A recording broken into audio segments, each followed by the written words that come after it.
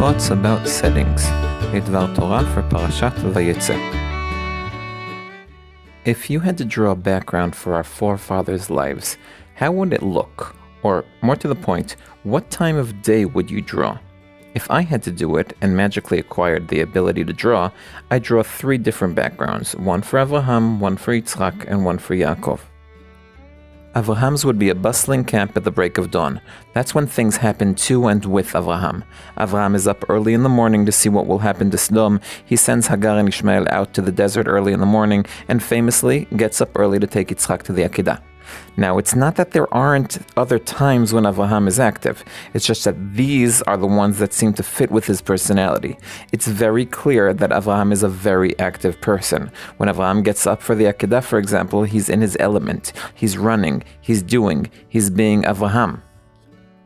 In contrast, Avraham during Brit Ben HaBetarim, that happens at dusk, is fearful, needs to be taken out, sleeps, kind of acts like we'd expect Yitzchak to act. I think that that's the difficulty I have with learning Brit Ben HaBetarim.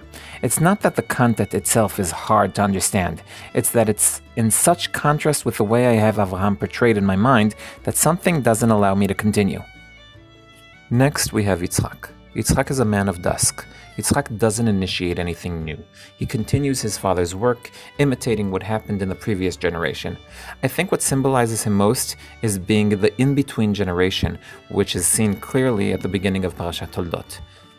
Elu Toldot Yitzchak ben Avraham? Well, Avraham holid et Yitzchak. He's Avraham's son, and he married and had children.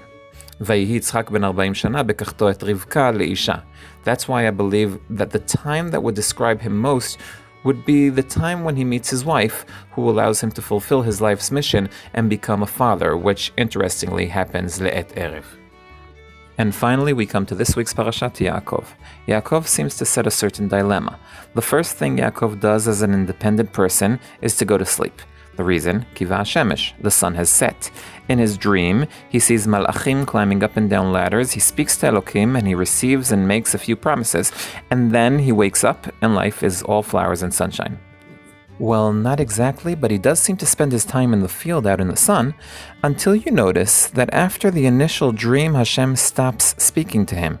I mean, his wives get God's attention, and he's mentioned in passing in Yaakov's house, but for 20 years, Hashem, who promised Yaakov that he would be with him everywhere, isn't really present except for in his dreams.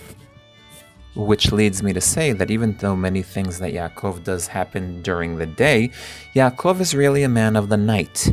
This point is made quite clear when you notice that Yaakov's story in Haran is bordered by the only 2 times the sun makes a guest appearance.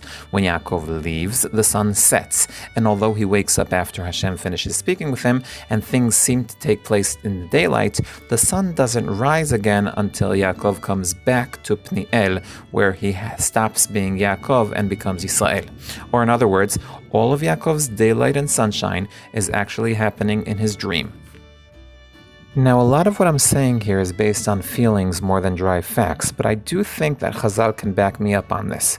You see, I wasn't the first to define these specific points in Avraham, Yitzchak, and Yaakov's story as extremely important.